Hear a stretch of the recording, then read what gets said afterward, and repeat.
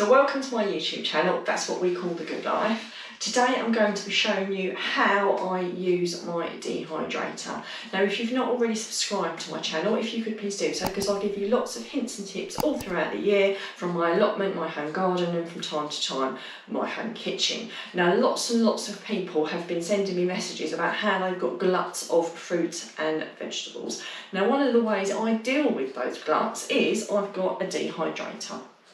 Now this dehydrator is an Andrew James one, and before I bought this I looked into lots and lots of different dehydrators, and there were absolutely loads out there. Now while the gold standard is the Excalibur, it is very, very, very expensive, and this one is far more expensive, far less expensive I should say, and that's one of the reasons I chose it, plus the fact it seemed to do all the things that I needed it to do, and most of all it's got lots and lots of trays on it, which is really, really handy, so you can dry lots of different things. So to get started, you can obviously dry lots and lots of different things. I'm going to be drying a few vegetables here to make some chips or crisps or whatever you want to call them. But I have dried so many things in this dehydrator. I've dried all sorts of fruits. I've dried banana chips in it, raspberries.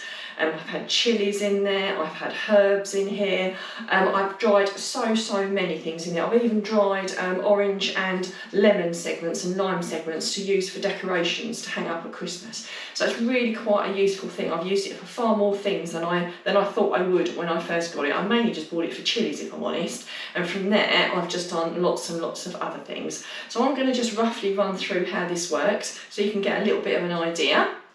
And also if you'd like to purchase one, there will be a link up on the screen and one in the description. I've got to let you know that we do make a little bit of money out of this because we have an allotment shop.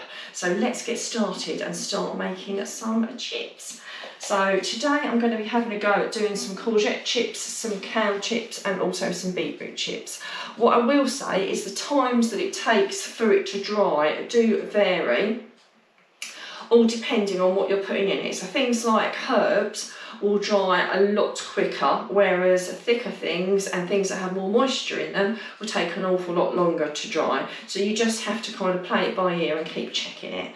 So I'm going to start with the courgettes here. So as usual with the allotment, it's very hard to find small ones because everything just grows so quickly. So I'm going to just slice these. You can use a mandolin or something else. I haven't got one, and if I'm honest, I'm worried about cutting my fingers. But just cut them quite thinly, like that. And obviously the thinner you cut them, the quicker they will dry. So like so. I would probably say that's about, I don't know, just like small discs there. If you can just take a look at those. So I'm going to cut these first. One thing I will say is when you are drying things, if you put different things in there, put them on different trays, because obviously all depending on the thickness of the vegetable and how much moisture is in it, it will take a different length of time to dry. So you don't want to be muddling up different items in there. Try and cut them roughly the same thickness, although as you can see mine's far from perfect. Like so. Now all depending what you're drying, some things you can just put in there and dry without anything on them, you know, things like herbs and chilies, I just put them in there and I just let them dry. But if you're doing chips, I do put a little bit of oil and a little bit of salt on them. So let's cut another one. Let's put two in, I think that will probably be enough. And obviously you could just pour a little bit of oil in, but I've got a bottle that I've actually refilled just with normal rapeseed oil. So it's up to you what oil you choose. I'm using rapeseed oil just because it's an oil I quite like using. Other than that I probably would use olive oil. Obviously you don't have to have a dehydrator. Some people do things like this in their oven or their air fryer, but the good thing about having a dehydrator is that it stops it from burning and it dries it a lot more gently. So let's just put some salt on, just because a little bit of oil and a little bit of salt just gives it a little bit of flavour. So I'm worried about having too much salt, and also don't put too many. So that's those sliced up, and all we do now is we just lay them on there. So you just take the layers off and you just lay them on there, and obviously leave gaps between them so that they don't stick together, so don't lump things on top of each other, especially when you're drying something like this. With the kale, because it's so because of the way it is, you will overlap it, but you'll just move it as you're drying it. So if we just pop these on here. So I've finished laying out the courgettes. I've also cut some beetroot and I've put some oil and salt on those, about the thickness of a pound coin, give or take. They're not exactly precise, but roughly about a pound coin. You can also add some other seasonings as well if you wanted to. I've just put a little bit of salt and a little bit of oil, but if you want to add different seasonings like rosemary or something, would work really well with beetroot, or some mixed herbs with the courgettes, and you could completely do that. I've also got some kale there, which I've just pulled off the stalks and broken into lots of pieces, and I've also just put a little bit of oil and a little bit of salt on there as well, and then just mixed it up. So I've got the courgettes on the bottom. I'm going to just pop the beetroots on top of there. I've got various trays here, but I don't need all of them.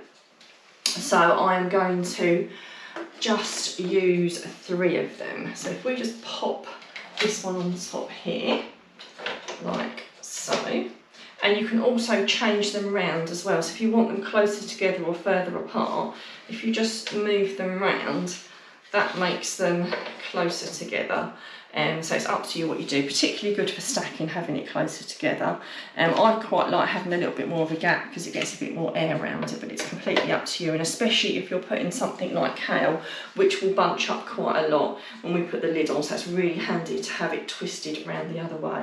Now, because kale can quite easily crumble, and other herbs do, I've just got a little bit of greaseproof that I've cut to size, which I just lay over, which it won't stop all of it from coming through, but it will just stop most of it from coming through, because otherwise you'll lose a little bit through the different layers.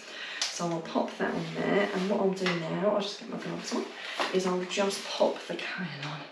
I might have to do 2 rows of this, but for now we'll just do 1 just to show you.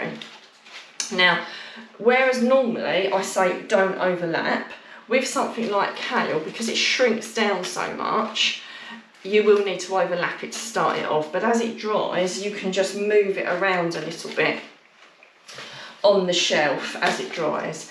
And then you can obviously spread it out and separate a little bit more. Do you know what? I probably will get it all in there. So like I said, whereas normally I would tell people not to pack it in because it will shrivel up almost instantly, because obviously kale's a little bit like spinach. It kind of disappears into nothing. You can get away with stacking it up a little bit higher. So there we go, that's all my vegetables already in my dehydrator, ready to start using it. So here's the lid. Obviously, if I had more things in there, I'd stack more up. And like I said, with the lid, you can either lay it on to make a bit more space, or you can turn it around the other way. I can just demonstrate. So you put the lid on, whichever suits you best, whichever is going to take. That's the lower one, which we don't want.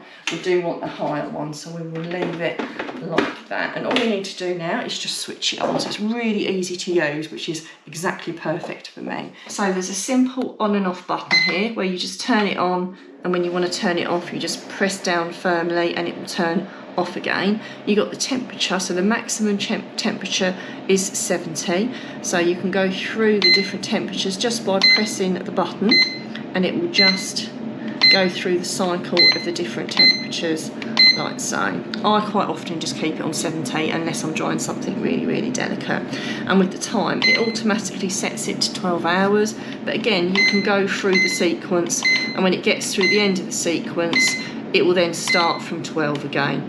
So I normally set it for about 12 hours, and then I just check it every couple of hours just to see how it's doing. Now, all depending on what you're drying, how moist it is, how thick it is, all depends how long it dries. You obviously want to wait until it's all quite dry and crisp, because you want to get rid of the moisture, so obviously 1, that it doesn't spoil, and 2, that it's obviously dried to your liking, especially when you're making something like chips.